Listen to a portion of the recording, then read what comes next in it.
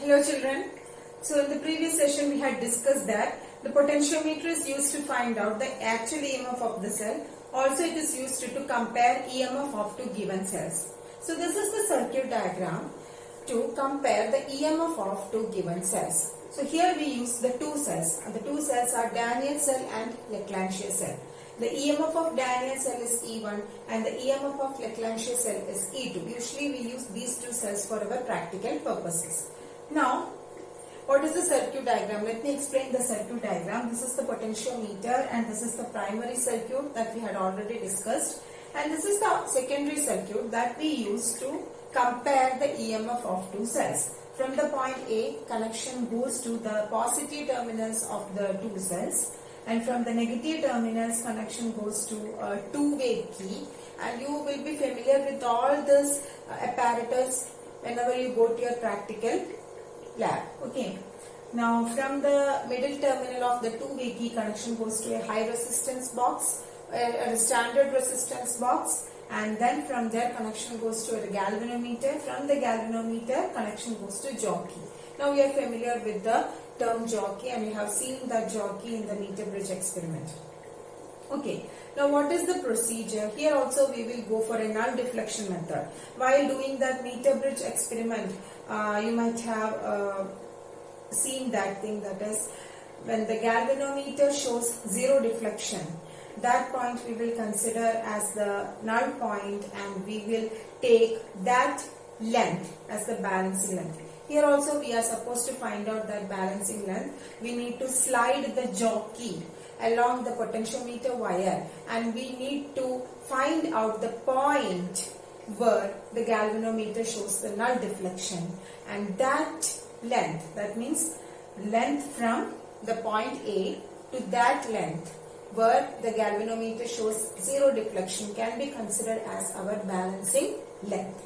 Okay, and what is the method or what is the procedure? Switch on the circuit. When the circuit is switched on, current starts to flow through the potentiometer wire. Then at a time insert only one cell in a circuit.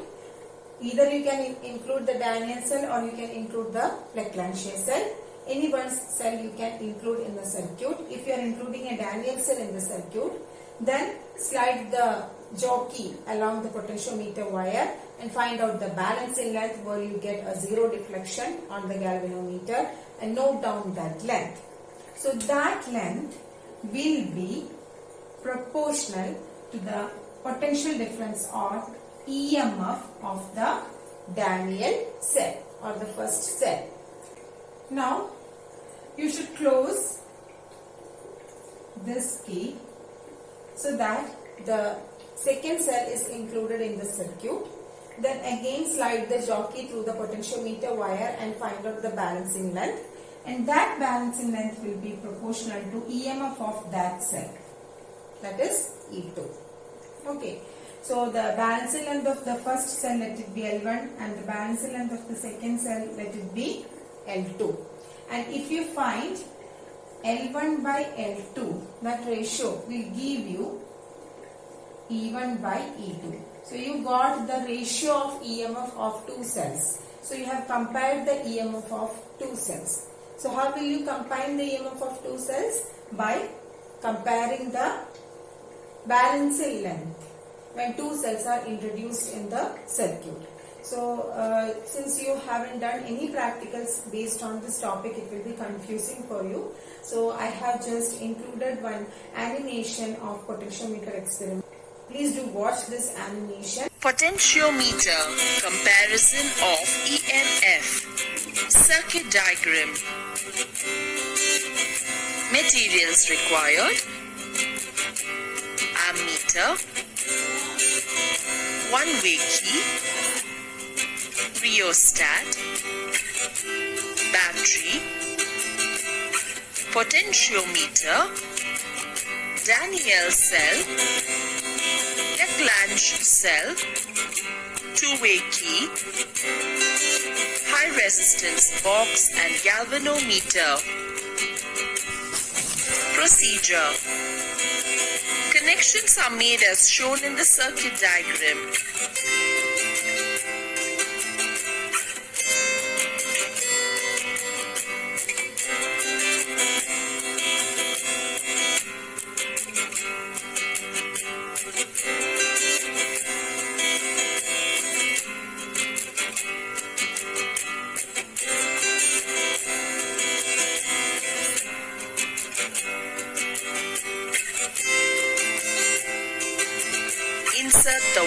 key. Adjust the rheostat and note the ammeter reading. Insert the key in between the terminals A and C of the two-way key. To check whether the connections are correct or not, place the jockey at the two end points of the wire. If the galvanometer shows opposite deflections, the connections are correct.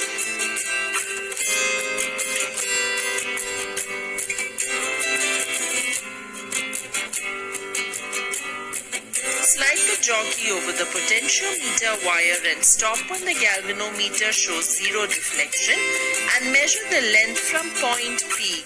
It is taken as the balancing length L1.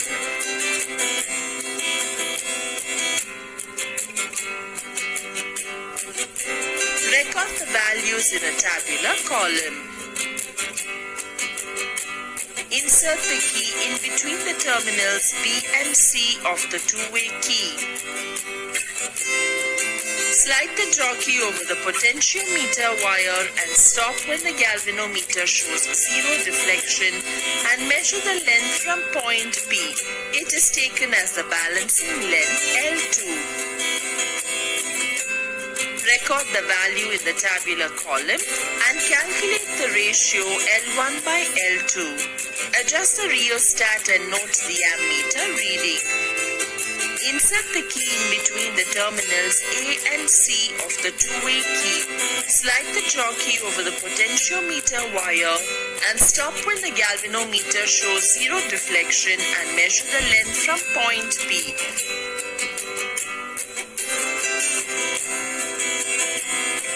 Record the values in the tabular column. Insert the key in between the terminals B and C. Stop when the galvanometer shows zero deflection and measure the length from point P.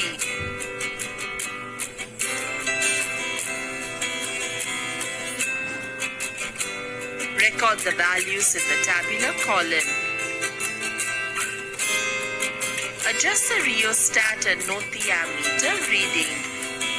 Insert the key in between the terminals A and C of the two-way key. Slide the jockey over the potentiometer wire and stop when the galvanometer shows zero deflection and measure the length from point P.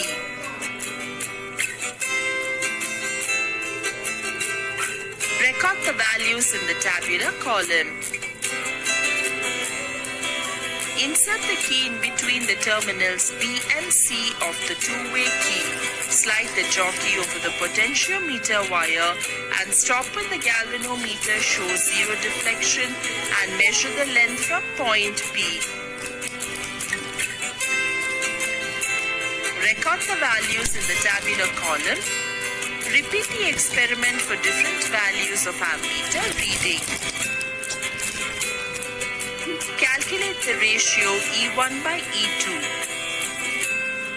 The EMFs of the two given primary cells are compared and the ratio of EMFs of the two given primary cells are calculated.